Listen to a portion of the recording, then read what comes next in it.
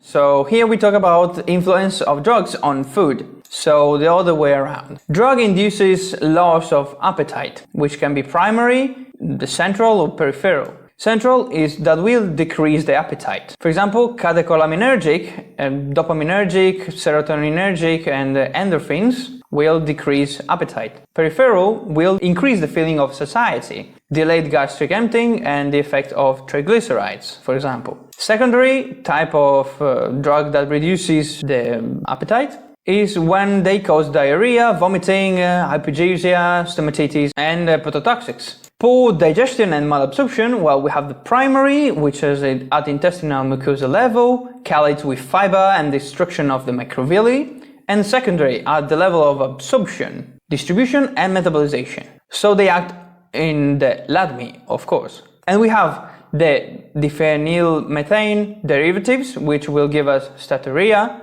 The colchicine will give us microvilli damage, and the laxative abuse, malabsorption. There are also some drugs that will alter the utilization of substrates and increase the elimination. Types. Macronutrients first. With carbs, alter absorption and digestion in the intraluminal and brush border. Diarrhea or intestinal damage.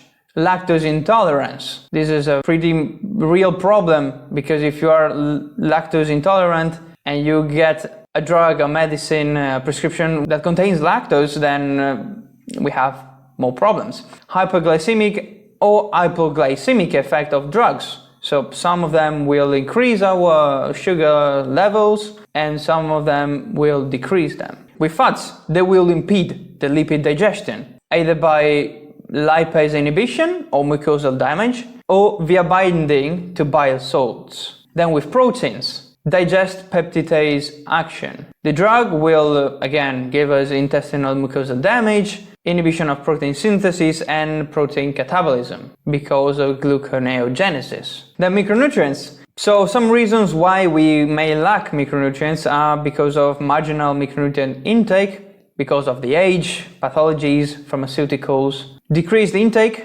because of anorexia, dysgeusia, dysphagia, whatever, maldigestion and malabsorption, altered homeostasis, increase the catabolism. For example, glucocorticoids will decrease the absorption of vitamin D and contraceptives of vitamin B6. Increased elimination, drugs for renal function, antibiotics and diuretics will lower the vitamin K availability, and then non-steroidal anti-inflammatory drugs will decrease the iron we have in the body.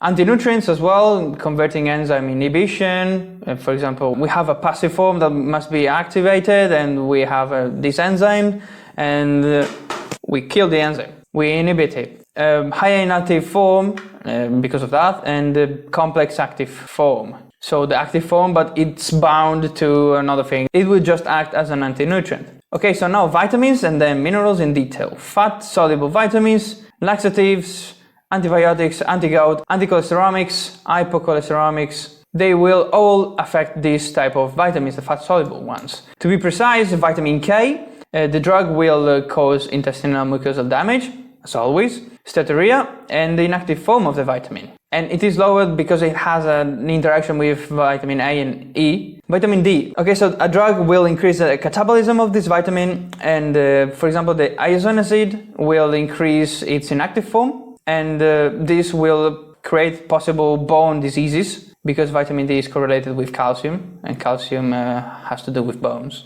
Water-soluble vitamins, on the other hand, the vitamin C, we have the non-steroidal anti-inflammatory drugs will alter the concentration of vitamin C. Higher levels of vitamin C will excrete more basic drugs, destroy vitamin B12, and increase also the absorption of iron and interact with anticoagulants. B-group vitamins, thiamine, diuretics will increase the elimination, riboflavin, vitamin B2, this is B1, B2. Drugs inhibit active coenzyme conversion, niacin, vitamin B3, the form inactive complexes as vitamin B6, vitamin B6 pyridoxine, the isoniazid, the hydrazine, the penicillamine, the A-dopa, and the cycloserine, they all form inactive complexes. These two are the same. Then biotin, vitamin B8, antibiotics will lower the vitamin synthesis. Vitamin B9 will interact with zinc absorption.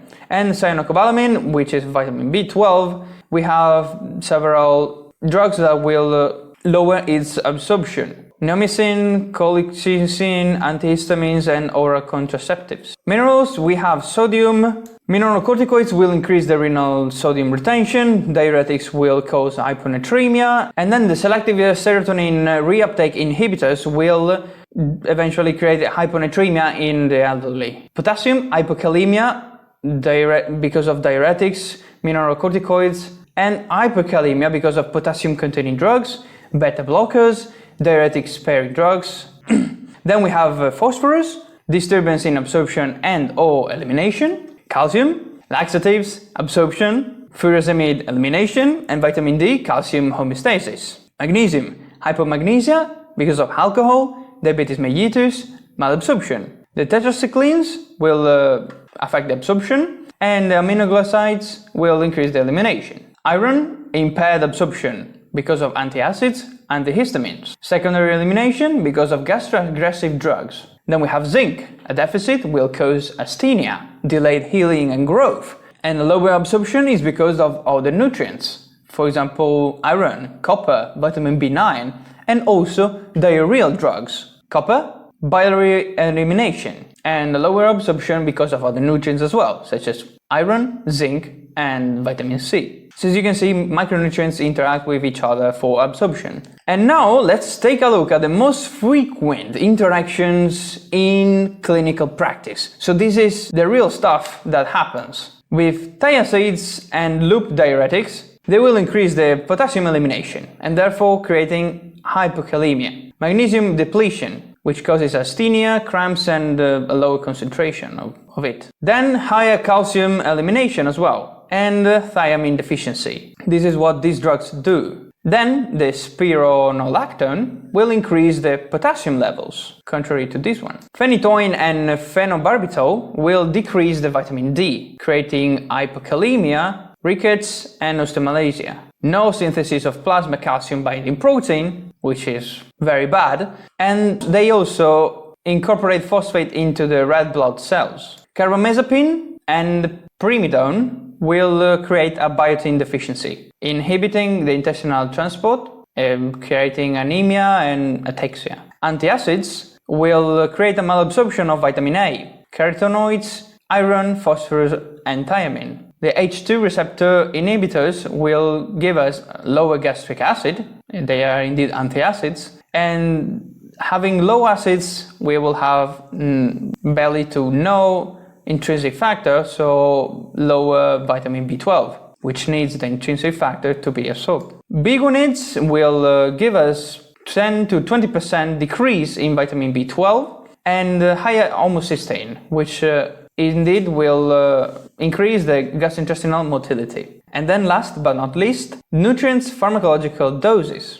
This is, for example, when you are lacking an important nutrient and you take it as a pharmacological drug. So vitamin A and E will interact with vitamin K, as we saw earlier, as well as zinc will interact with iron, vitamin C with vitamin B12, and fiber with calcium, magnesium, iron, and zinc. Of course, all of this will lower the concentration and therefore absorption of all the others.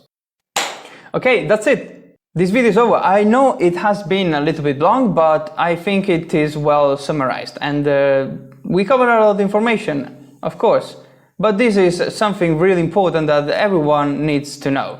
So share it with your friends and family, because they all need to know what interactions happen between the medication they are taking and the food they are eating. If you enjoyed this video, give me a like. And if you didn't, you can also dislike it and tell me why in the comments down below. Subscribe to more content like this. You can find this diagram in the description down below by clicking the first link. You can download it and it's yours. Thank you so much for watching, and I will see you in the next one. Ciao!